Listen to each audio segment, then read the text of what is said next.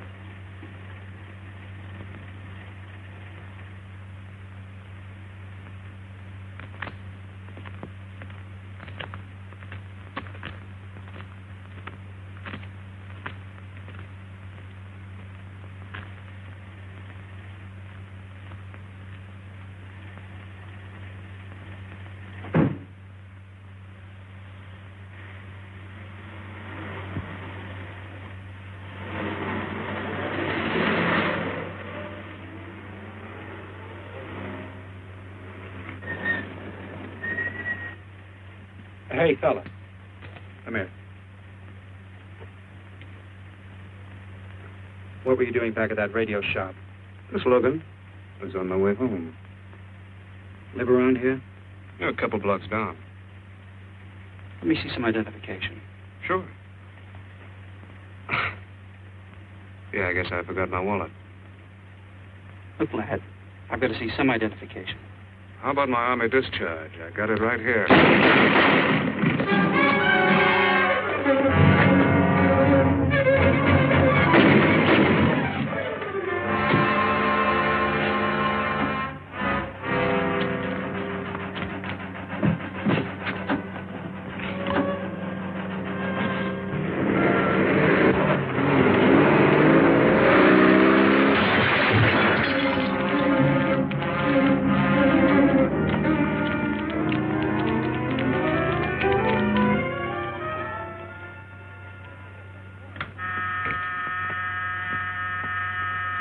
Police Department, Operator 27. I want to report the shooting of a policeman. Hold on, please. Give me that again, please. I'm calling to report the shooting of a policeman. What's the address? 5057 State Street, just west of Santa Monica. Just a minute. Receiving hospital. Operator 2. Operator 27, 5057 State Street, 5057 State Street. An officer has been shot. Send an ambulance. All units in the vicinity of State Street and Santa Monica Boulevard. Proceed at once to 5057 State Street, 5057 State Street. An officer shot. Code 3.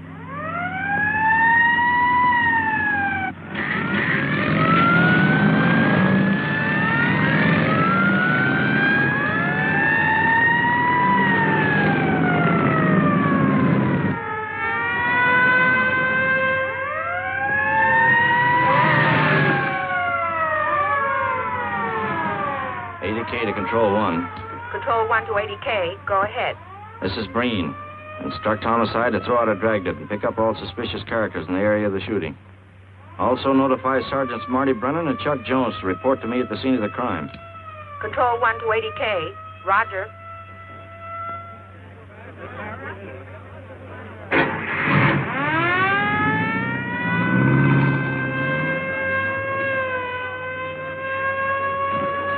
I see. Well, what have you got so far? Well, not much, Captain Breen. A couple of cartridge cases. Oh, Marty, Chuck. Hi, Cap. Eyewitnesses? Who was first on the scene? Reported it. I was. I live here. I'm a light sleeper, but my hearing is good. And my Did cat... the officer say anything before he collapsed? Yeah, he gave a description of the fella. On the shooting of the officer. Suspect is a white male American. Age 26 or 7. 5 feet 10 or 11. 155 to 165 pounds. Brown hair. Regular features. Pencil mustache. Repeat broadcast. All units. Is that about it? Yes, sir, exactly. And the officer kept saying, he looked like such a nice kid. He looked like such a nice kid. As if he couldn't believe what had happened to him. I see. Is that all? Yeah. Thank you very much. Yeah, well, anything else I can do, I'd be glad to help you. We may call you. Get his name and address, will you, Bob? This door been checked, Lee? Yeah, it's okay, Captain. Find anything? Nothing but some smudges so far. Found this in the glove compartment. I think it's nitroglycerin. Doesn't look quite right. Well, check it down at the lab. Right.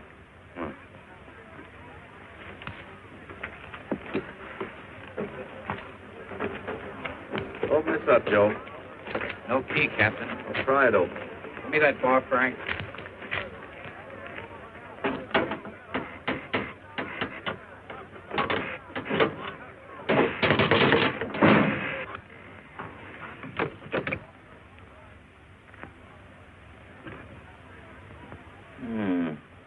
Regular arsenal. Yeah, get a load of that. What is it?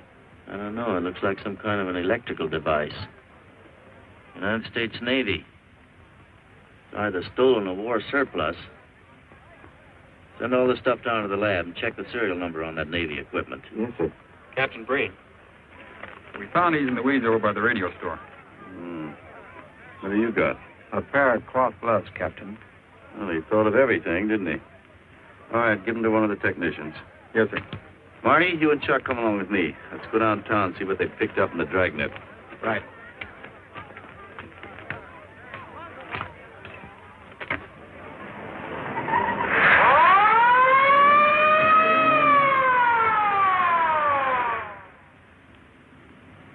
You know him, Marty? Yeah. I know his wife, too. Ever since high school. Captain, I wish you'd let Chuck and me handle this case. All right.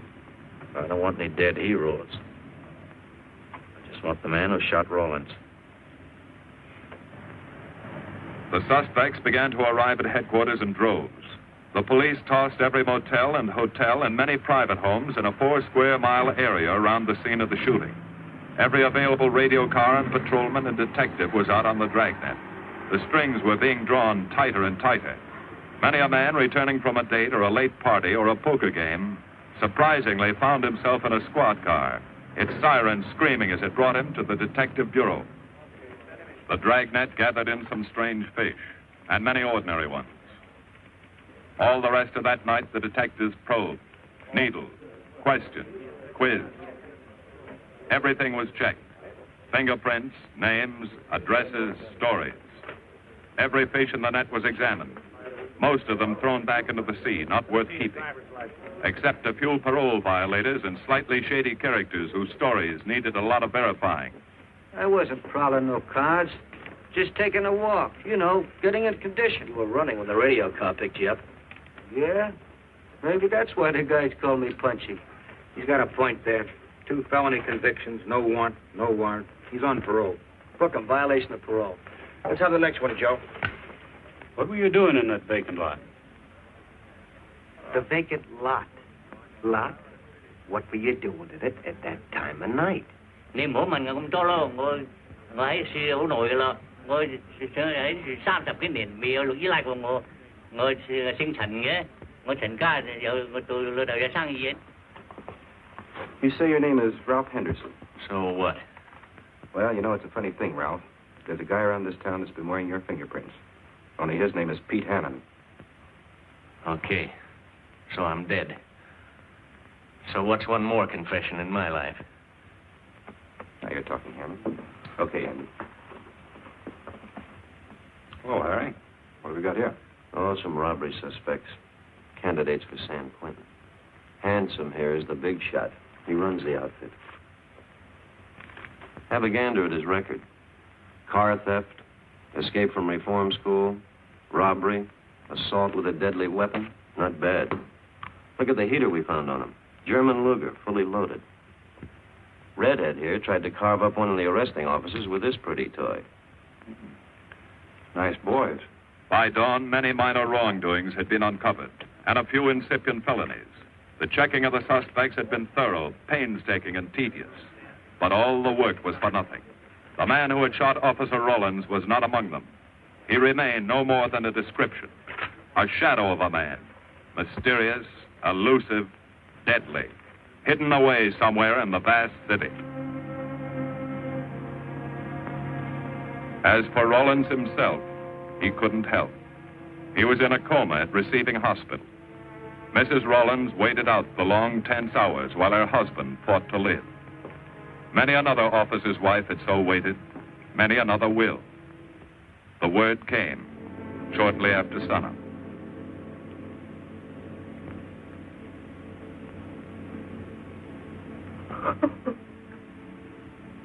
Oh.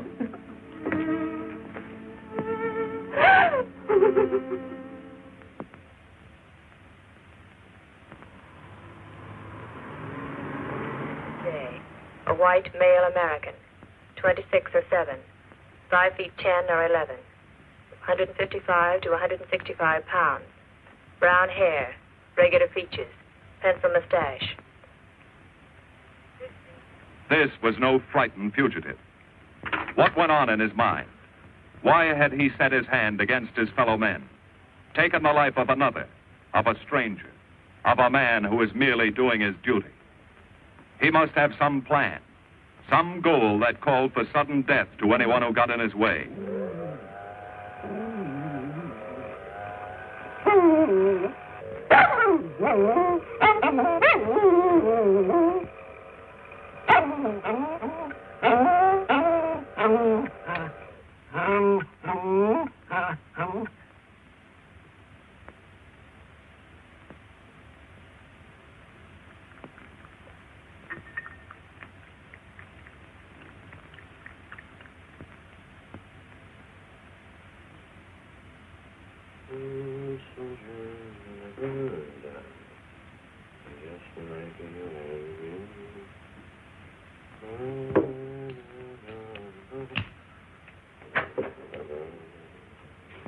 Good morning, boys. Morning, Lee. Hi, Professor. Well, I thought this was safe cracker soup. You gonna drink it, I hope? I'm really a nice guy. Stick around. I'll prove it. Come over here.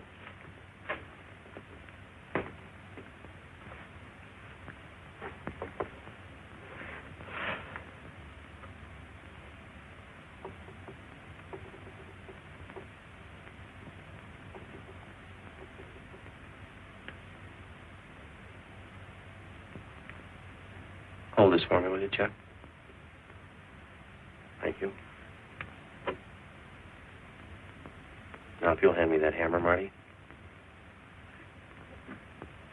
Thank you.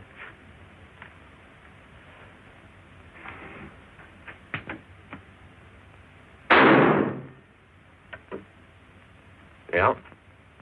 Nitroglycerin. I didn't ask for a collection of fingers, just fingerprints. All those nice fingerprints on the car belong to the man it was stolen from, Cap. Nothing on the guns or picklocks? Not even an interesting smudge. The gloves? Common type, worn by undertakers. I'll check on them. They won't show anything.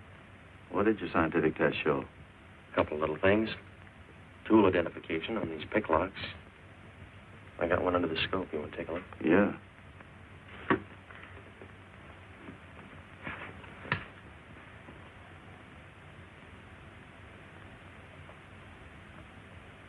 Take a look. I see. Well, it seems to tie the tool up with the lock. If that microscope could only tell us who did it. I'm working on that. No, only an amateur would carry that liquid dynamite in a car. This boy's no amateur. Took the precaution of desensitizing it so it'll take normal shock. Took a lot of other precautions, too. No fingerprints, no identification, nothing definite. Except he's scientific. Knows electricity. Is inventive. Yeah. And happy on the trigger. This is Captain Breen. Get me Captain Stevens of burglary, will you? I hate to disappoint you, Lee, but I think you've come up with something. Hello, Steve. How are you? Did your daughter's marriage come off all right? Good. Look, Steve, on those burglaries of electrical equipment lately, were there any where picklocks were used to gain entry? Good. Well, let me know if there's another report of one, will you? I've got an idea the Rawlins killer may be tied in with those. Fine. And give my regards to the newlyweds, too. So long, Steve. Well, what are you waiting for? You've got a job, haven't you? Get going. Yeah, let's go, Junior. Hold this for me, will you, Lee? Thanks. And so, with no fingerprints and only a vague description to go by, Sergeant Brennan turned to the modus operandi file. A criminal, like any human being, has his own habit patterns, unconscious traits that can lead to his downfall.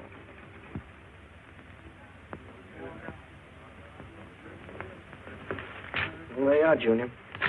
List of burglars who use picklocks for entry. Oh, great. This narrows it down to just a couple of hundred suspects in this area. Give me a match, will you? That may not be so bad. This guy's improved on the system. Maybe he's left his trademark on some other job. Well, here we go, legging it all over town, asking a million questions. What you paid for, isn't it? Am I paid to associate with you, too, Junior? You could do worse. Not this year. Come on.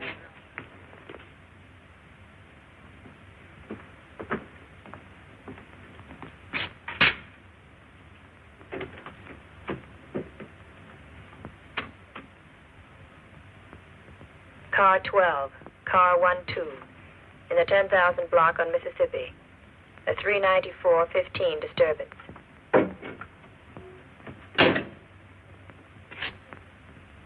Car 80K, code 1.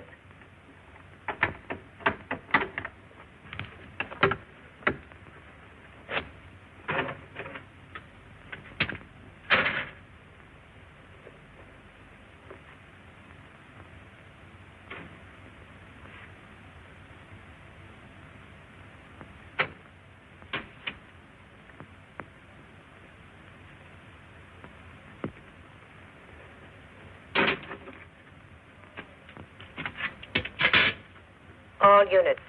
On the broadcast of the suspect arrested in the shooting of Patrolman Rawlins. Cancel the cancellation. Suspect released from custody.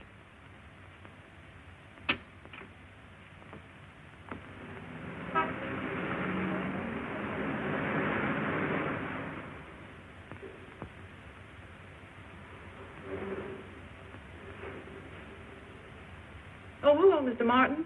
You find Mr. Reeves in the machine shop.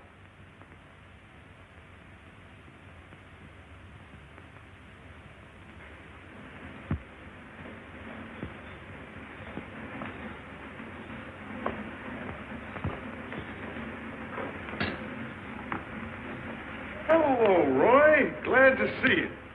How are you, Mr. Reeves? Hi. I was hoping you'd drop in. I wanted to thank you for showing us how to handle that repair job. Helped a lot.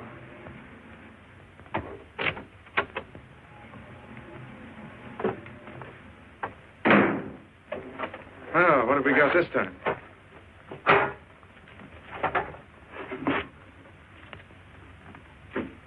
Sewer graft.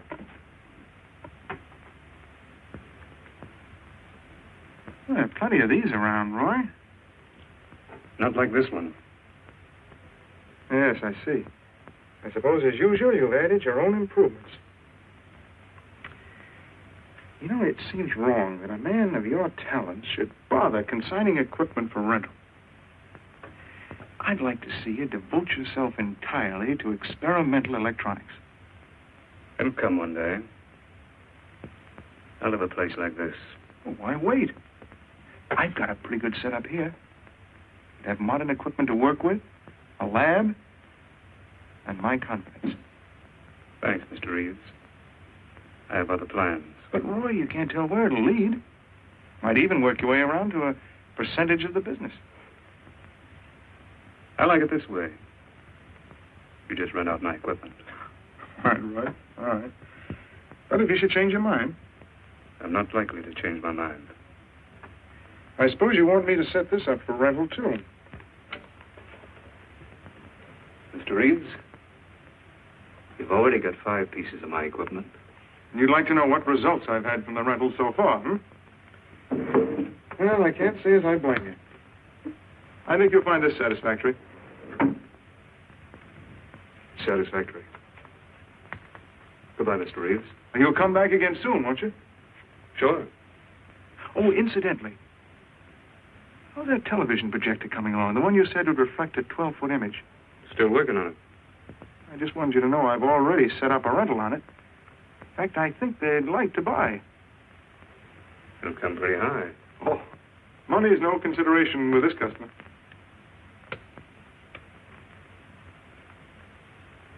Tell him he can pick it up tomorrow. I thought you said it wasn't finished yet. It'll be finished.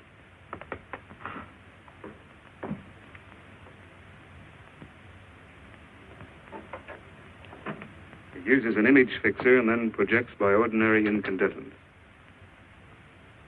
Roy, this is the best television projector I've ever seen. Let's hope that your customer thinks so. He will. Yes? Send him right in, Charlotte. There, you see, our customer is here, begging for the privilege of buying. Better be running along. I'm not much good at business. Oh, but Roy, he'll want to congratulate you. Just see that the price is right. All right, Roy. I'll get you a good deal. So long. See you.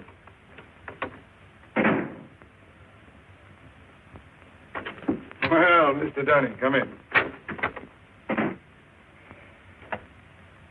Isn't it a beauty?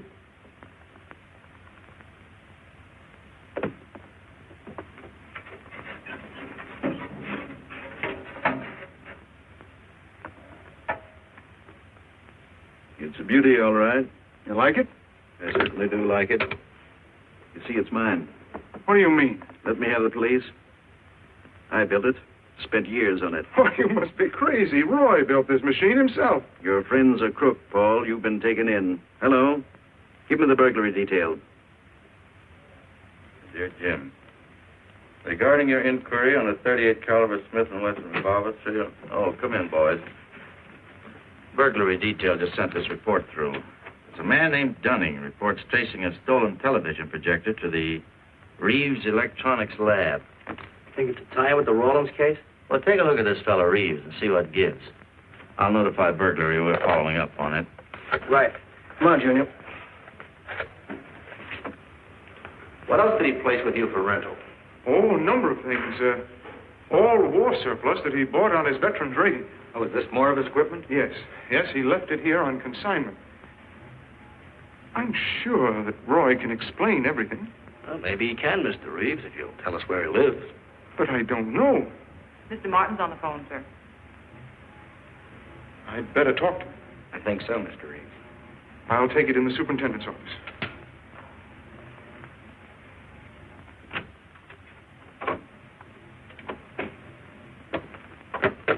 Tell him that you sold the set, and his money's waiting for him here. Find out what time he's coming by. Put Mr. Martin on.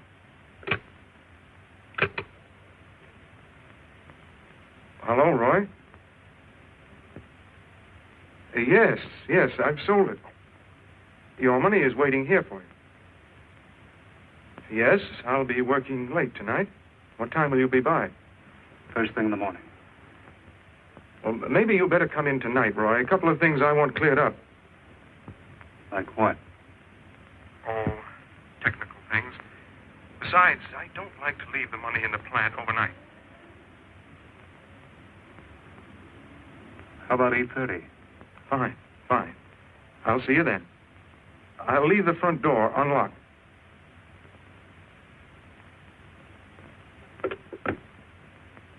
You'll be here at 8:30.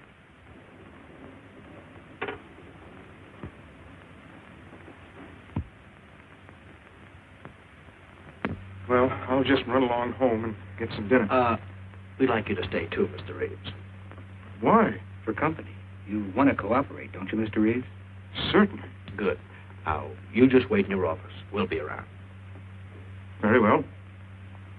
This way, gentlemen.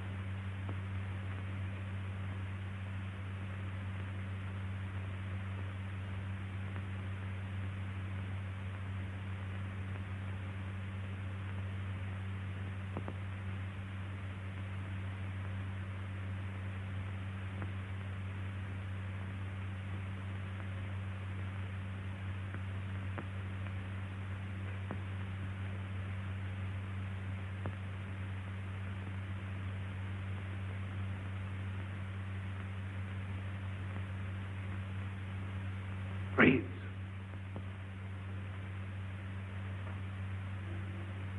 That you, Roy?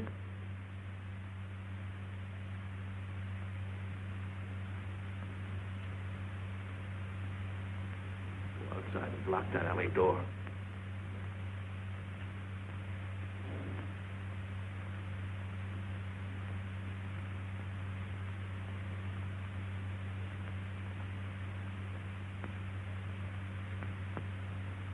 Where are you, Roy?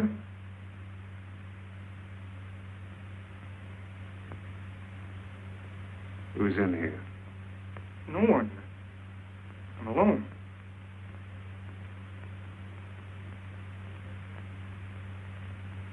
Come on in. I've got your money for you. Bring it out here. All right. Just a minute.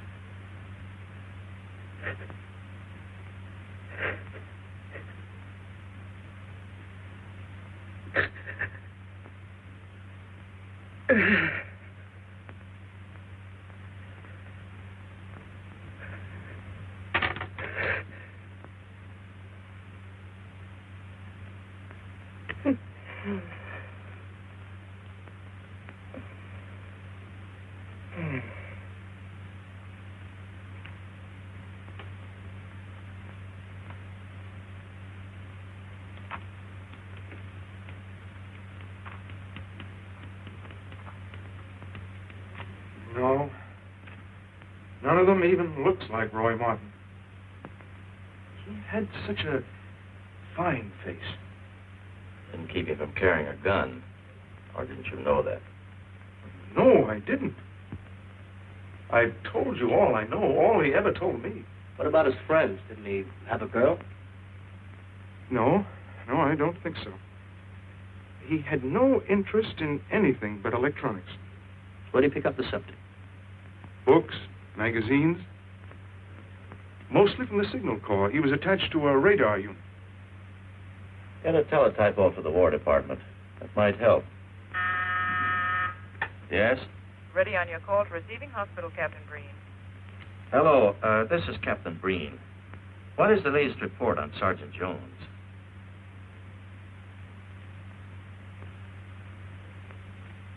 I see. Well, let me know if there's any change, will you? Thanks. Chuck's in pretty bad shape, Marty. He's paralyzed. May never walk again.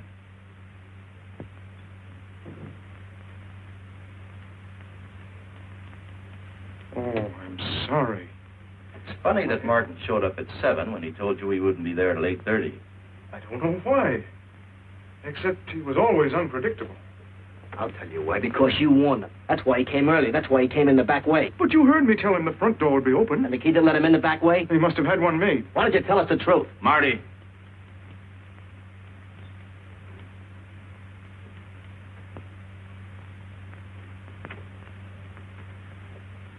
Now, look, Paul. You can make it a lot easier for us to believe your story if you'll just give us some facts. Something that might help us. I told you all I know. I've been gullible, all right, letting him make a fool of me. But I'd do anything to make up for what he did to Detective Jones. Sure you would. You can go now. Oh, thanks. Thanks. My friend, they can vouch for my character. That's good. We'll call you if we need you. Thank you very much. I think he's telling the truth, Marty. I think he's just gullible, like he said. What about the stolen stuff he was trying to peddle for Martin? We'll use it for bait. Maybe Martin will come back for it. Then we can ask him. Here. Nevertheless, I want a 24-hour tail put on Reeves, and I want a watch on his home and his factory. Right. You can keep those. Okay, Captain.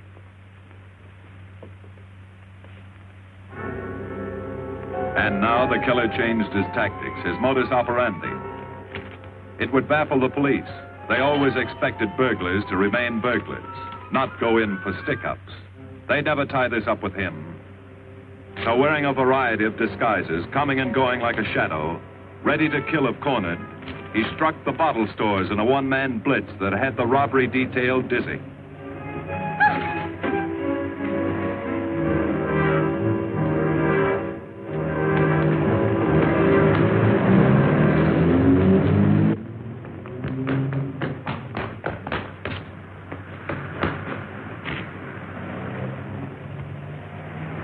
The killer, always resourceful, always thinking along lines that would baffle his hunters, had discovered an ideal avenue of escape. Under Los Angeles is a vast and intricate system of huge storm drains built to siphon off the flash floods of the rainy season. Many of the tunnels are large enough for 2 cars to drive abreast. Here were 700 miles of hidden highways. Ideal for the use of someone who needed to hurry from place to place without being seen. Ideal as a hiding place for guns and supplies in case of emergency. What is it, Lee? Well, the reason I asked you to come over is I think I've hit on something. An identification? No, not quite, but a tie-up. Now, these are the shells from the gun that killed Rawlins. These were fired in the liquor store holdup in which the bandit got away. And these were fired at Chuck. Now, as you know, every ejector, even in guns of the same model and caliber, is different. Each one leaves its own markings on the cartridge casing. Now, look at these fine striations. This deep gouge. The same on all three.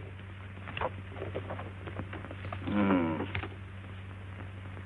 other words, the man who killed Rawlins and the man who shot at Jones and Brennan, the stick-up who's blitzing the liquor stores are all the same man. Right. All we need to know is what that man looks like. Get me Chandler in robbery, will you? I've got an idea about that. Also, it'll give us a chance to see if Reeves is on the level with us. Steve, Breen, about those blitz holdups you're on. Round up all the victims and have them down here tonight, will you? Oh, it's just a little scheme. Thanks, Steve. That's good. Now sketch another one of the same type, only this time thin it out a little, huh? All right. Hi, Lee. How's it coming? You ready for the night? We'll be ready. Think it'll work? It should. Where'd you get the idea? From a kidnapping case in Chicago. But I thought these slides might be an improvement over the method they used. Could be. Captain thinks so. Good evening, ladies and gentlemen. May I have your attention for a moment, please? You've all been asked to sit in on a little experiment tonight. We're going to try to build a picture of a face. A face of a man who's cunning, resourceful, and deadly. He's a man who killed a police officer. Now, some of you he held up at the point of a gun. You may have seen his face, remembered something about it. And we want you to tell us exactly what you remembered. Whether it's his hair, eyes, nose, or mouth. And we're going to try to put those pieces together so that they add up into a picture of the face of the man we want. Now, you can see how we're depending on you. Lights? Now, first, we're going to concentrate on the type of hair our man had. And if the picture looks anything like his hair, I want you to speak right up. All right, the first slide, Lee.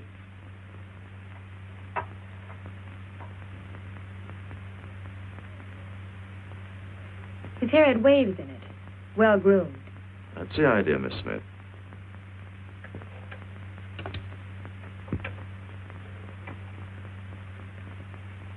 Is that any closer? No, it was parted on the side.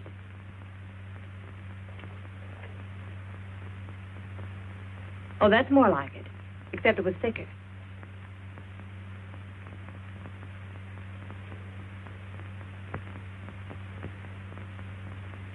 Oh, that's very close. Yes, that's the way his forehead looked. It was broad and high. All right, hold that slide. Now, the next series of slides will take into account his eyes.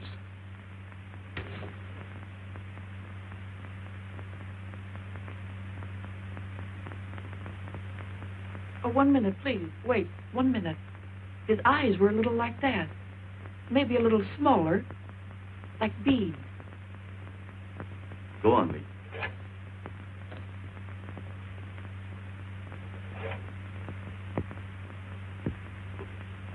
Now you've got it. Now, hold that slide, Lee. Anyone else?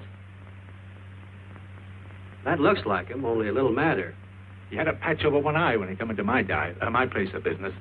I remember noticing that the one showing was blue. Well, the guy that stuck me up had on horn-rimmed glasses. He was wearing a Band-Aid across his nose when he knocked me over. Uh-huh. All right, hold that, Lee. Well, so much for the eyes. Go ahead.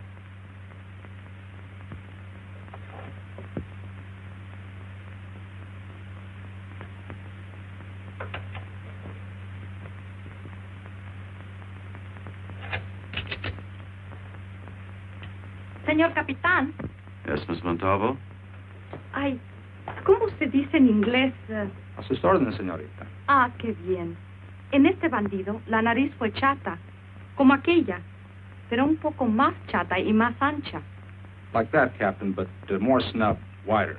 Try another one, Lee. Como aquella, casi la misma. She says that's about it.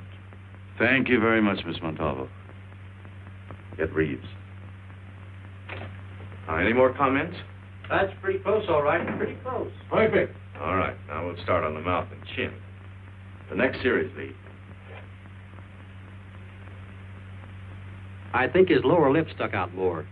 The mouth was thin and mean, like it never laughed. Go ahead.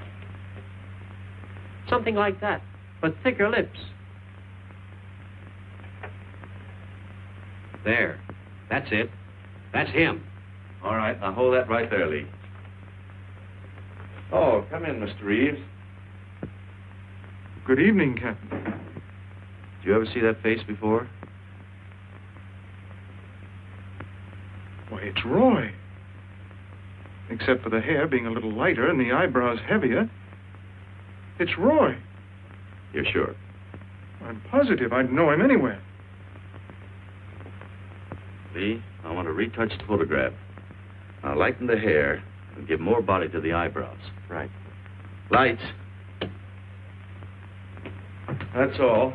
Thank you very much. You've been a great help. It's positively amazing how you found out what he looked like. Well, we're looking for an amazing criminal, Mrs. Johnson.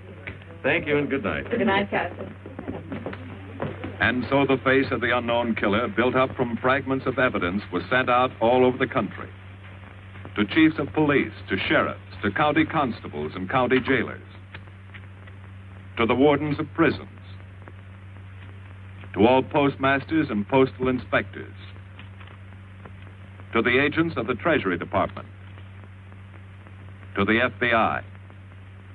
They showed that picture to the inmates of jails and prisons, to men with a wide acquaintance among the cat burglars and the violence boys. Informers and con men and sharpshooters were quizzed, those on the fringe of crime and those deep in the rackets. Many wanted to help. Nobody could. No one in the underworld recognized that mysterious face. He was as unknown as if he had lived in the 16th century.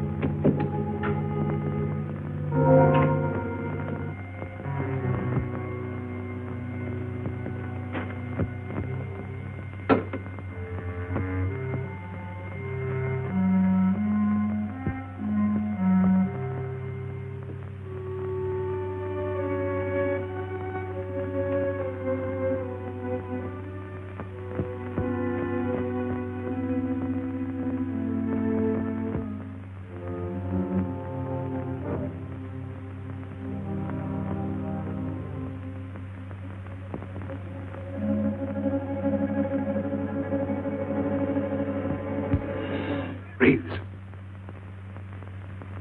Roy. Listen carefully, Reeves. Control yourself. I know you're alone in the house. Act like you're alone. Cops are watching every move you make. Police here? I got you staked out like a muskrat hide, watching you around the clock. Here at your plant, tailing your car. Sit in that chair. We got 3 books.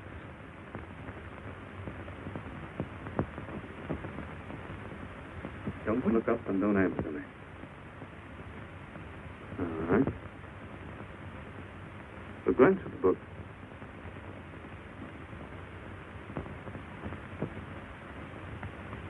Pick one of them.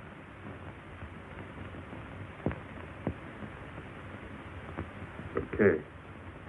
Now, that's the book you want to read before you go to bed. Now, get up and turn off the lamp.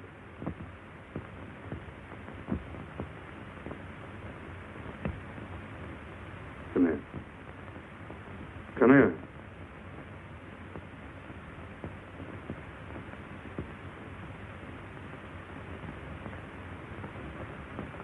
Go in the den.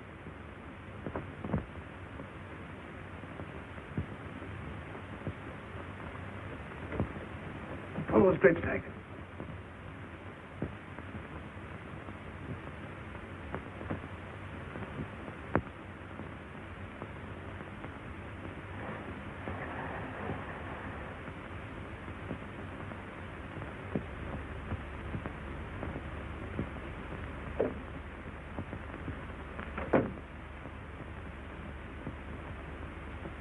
Get away from him.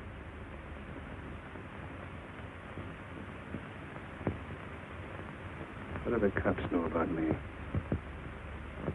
Not very much, Roy. No fingerprints. They haven't even got a picture of you. They're trying to make one.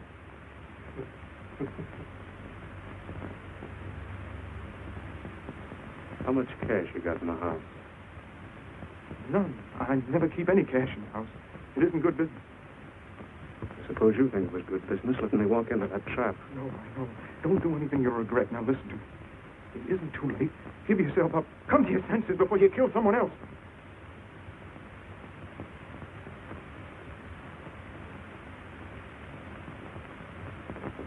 What do you mean, someone else? What do you mean? Nothing. The two officers, they said one of them might die. He's still alive, isn't he? Reeves? I never thought you'd stooge for the police. You almost got me killed. Roy, you know the police are right outside. You'd never get away with it.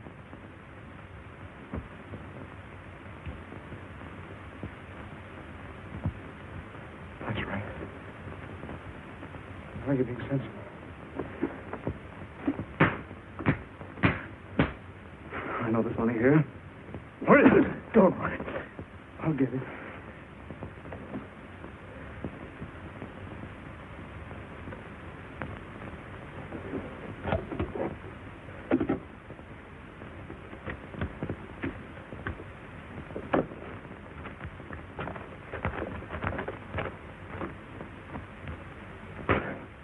Not enough. Stuff you got in mind is worth thousands. I'll get more. Get it. Keep it handy. I'll be back next week and next month. But get it and have it ready. Just give me time.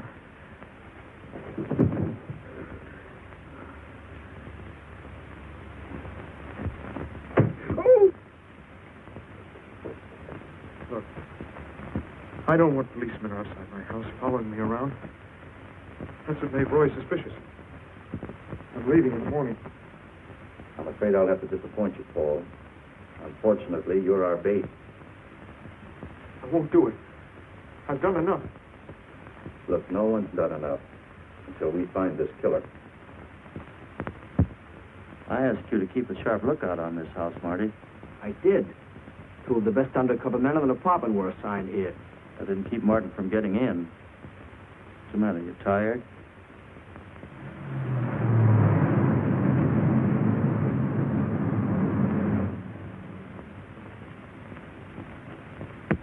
You got any idea how long you've been on this case, Marty?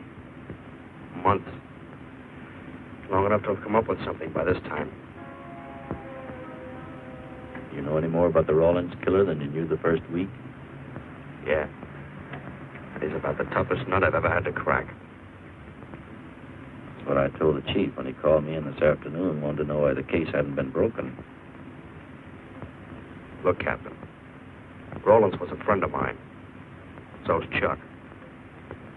I've got a bigger stake in this than the chief knows. I'm doing everything I can. I'm afraid afraid it's not enough, Marty. Maybe you're too close to it to see it clearly.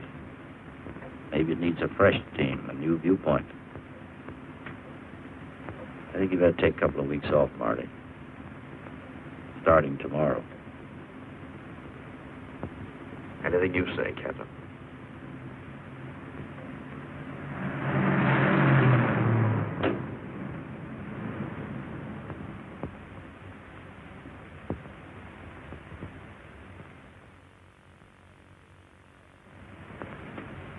Hiya, Marty. Hi, Chuck. Meet Miss Scanlon, my new bodyguard. He's the one I've been telling you about. Oh, you mean the one with the steel trap brain? How do you do? Hello. Say, this guy been behaving? After a fashion. See, she takes me out in my go-kart, puts me to bed, wakes me up, dresses me. You're perfectly capable of dressing yourself now, Mr. Jones. I'll be back in a few minutes. Well, how's it been going, Junior? Oh, pretty good, Chuck, pretty good. Is that why you're off the case? How'd you know? Breen was in to see me this morning. Oh. Suppose he also told you they put a new team on the case. He told me everything. Yeah. Let's see what his new boys dig up. Well, maybe they'll examine the facts of the case a little more carefully. What facts? That our man's sharp, that he's intelligent and works alone, that he has no record, never leaves a fingerprint and knows every move we make? Sure, plenty of facts, only they add up to nothing. Sure, forget it. You got yourself a 10-day vacation. Go on down to the beach, get a suntan. By the time you get back, the case will be broken. Isn't that what you want? You know better than that. All I know is what I hear. You sit there batting your gums about how the old man let you down. Maybe he's trying to wake you up. He's got a funny way of showing it. There you go, flying off the handle. Always taking things for granted. I wish I could get up and boot some sense into you. He knew what this case meant to me. He still does. That's why he's trying to get you mad enough to do something about it. You don't really figure that's his idea, do you? I know it is. Ah, it's a tough case, Chuck. Not an angle, nothing to go on. You'd know what I meant if you were out working with me. I have been working with you. That's all I've had to do lately, just sit around studying what little facts we have, trying to figure out who he might be. You know the kind of a guy we're up against, then. I tell you, Chuck, this guy's a genius the way he operates. As if he were right there with us every time he go out after a lead. Oh, sure. Breen's been tipping him off just to make you look bad. Yeah, almost like that. Well, he beats us to the punch every time. There's your angle. You just hit it on the head, but you don't see it. Look, start at it. 1, he's unknown to the underworld. 2, he beats you to the punch, right? And 3, it's almost as if he were with you. Isn't that what you said? Yes. Well, tie that up with a lot of other little things, like the fact that he uses a police gun and the accuracy of the shooting.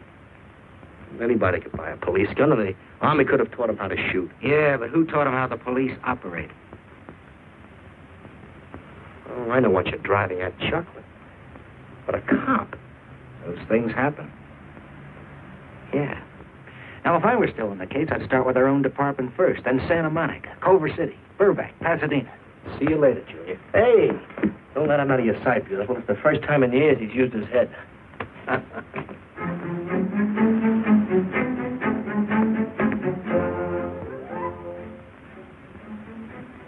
But you get a print of every mug we take. We always send L.A. a copy, Sergeant. It's personnel photos I want. You mean of our boys?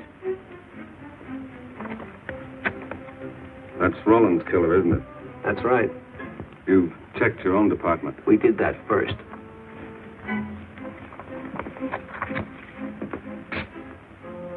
And so the tedious quest went on. Sergeant Brennan wore out his shoes and his patience, going from police station to police station, checking photos until his eyes were blurry. For police work is not all glamour and excitement and glory. There are days and days of routine, of tedious probing, of tireless searching, fruitless days, days when nothing goes right, when it seems as if no one could ever think his way through the maze of baffling trails a criminal leaves. But the answer to that is persistence, and the hope that sooner or later something will turn up, some tiny lead that can grow into a warm trail and point to the cracking of a tough case.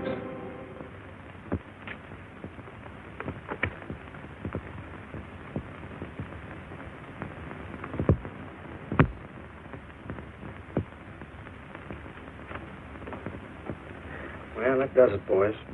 Can't say I'm sorry you didn't find him in here. I'd hate to think it was a cop. Doesn't seem to be anybody. Just a lot of pieces of a face that never existed. Do you mind if I see that again? Sure, frame it. Put it on your dresser. Wait a minute. He wasn't a cop. He was a radio technician right here in our dispatch office. What did you say? I'm saying he worked here in 42. Well, come on, give. I remember the kid well. He was sort of strange, never bothered with anyone in the department, just kept to himself. But he was in line for promotion when he was drafted. Where was he living at the time? I don't remember. Try the dead files. He never asked for his job back after the war. I remember writing to him about it, though. He was an excellent worker. Oh, yeah, here we are.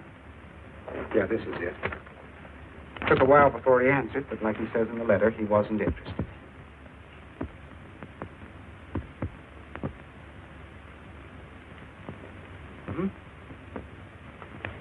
Postmarked Hollywood. No return address. What do you want us to do? All the work? Oh, thanks a lot, Freddie. You remember, he was a civilian employee.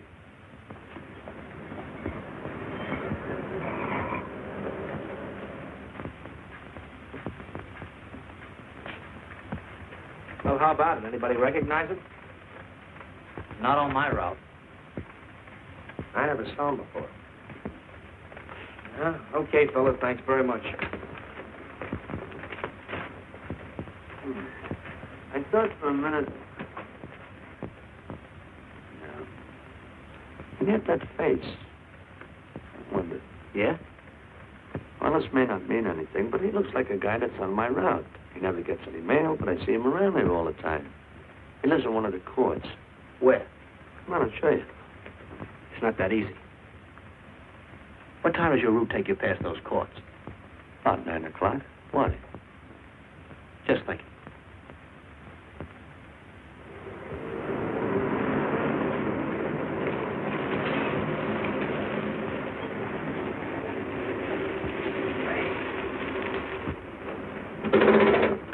You got any chocolate milk? Sure have, buddy. Yeah. Thanks. What's your pocket? Straight on back. Second in the yell. Number 7. Right. Kind of warm today, huh? Oh, it's not too bad for this time of the year.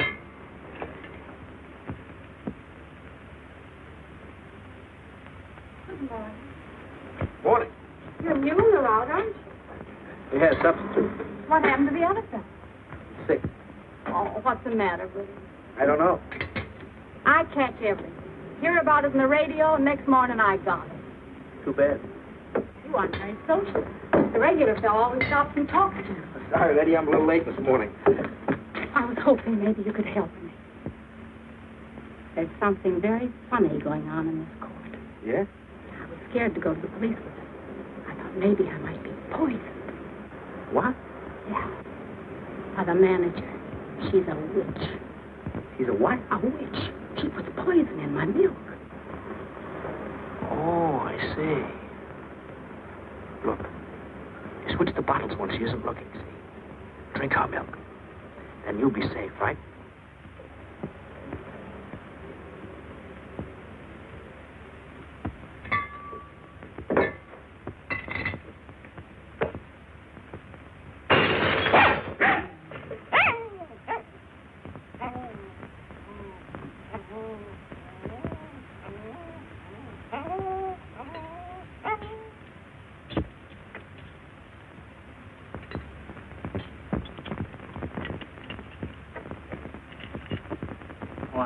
I had a little accident.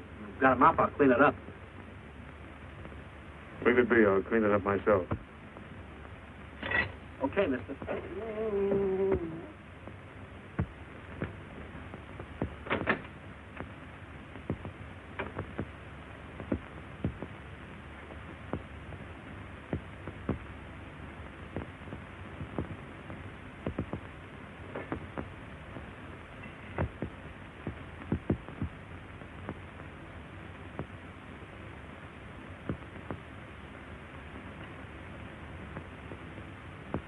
place is called Bellevue Court. I drew this from memory, but it's pretty close. That's where he's hiding out, right there. You sure he's our man, Marty? Captain, I couldn't go wrong on that face. He's our man.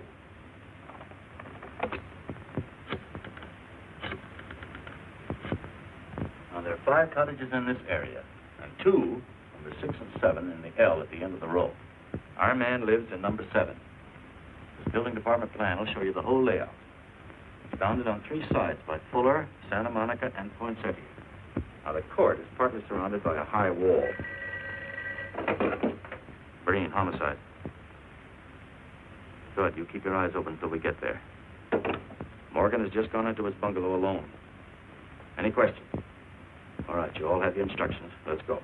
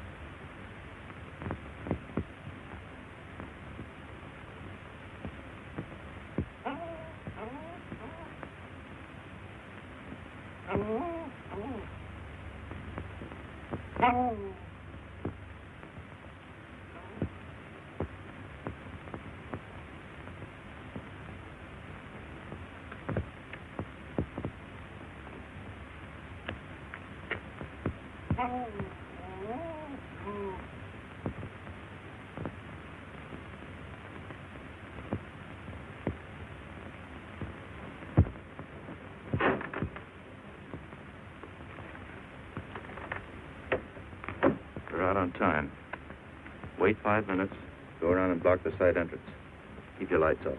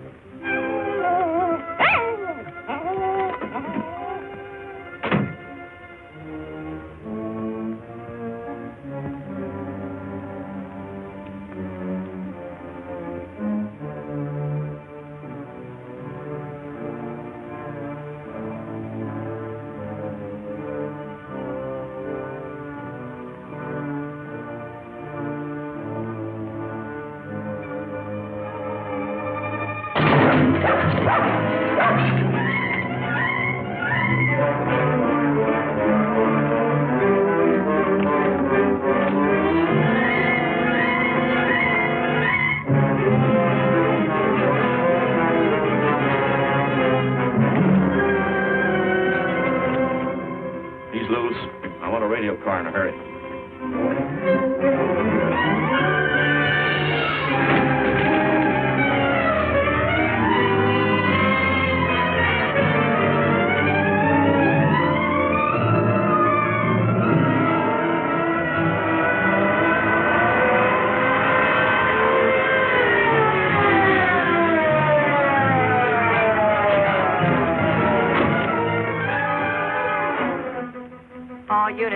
All units in the vicinity of Santa Monica and Fuller. The murder suspect in the Rawlins killing is at large.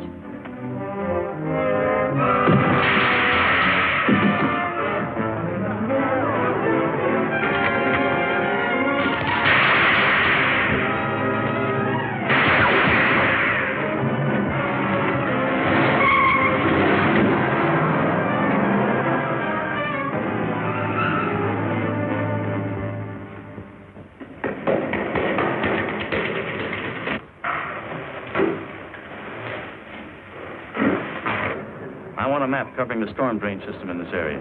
Get it and meet me at Venice and Garfield. Jones, Miller, you stay here in case he comes up for air. I want a man at every other drain entrance along this line. Got to come up somewhere. Come on, Marty. You're driving.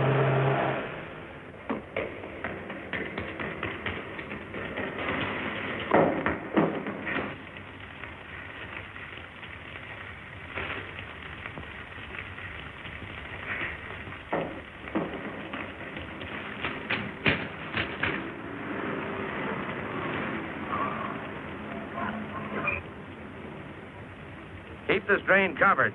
It's liable to pop out anywhere.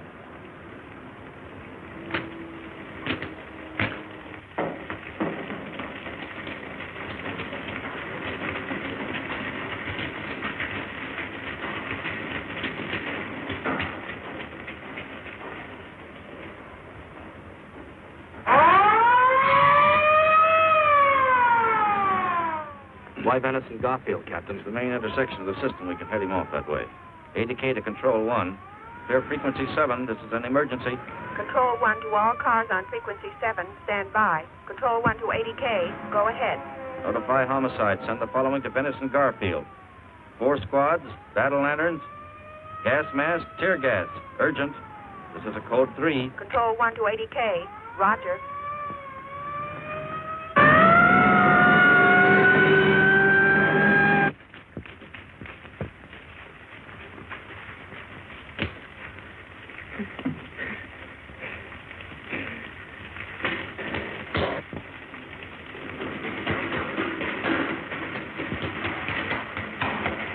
And he'll probably head down this main drain to where it comes out at the Rio Hondo. Now, you take your squad and cover that exit. Right. Keep all spare radio cars cruising back and forth along this main street. Watch the curb inlet. We'll go in here.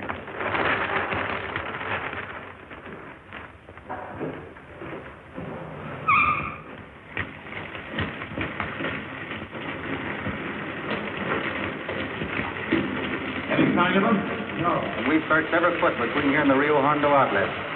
And he must be up ahead.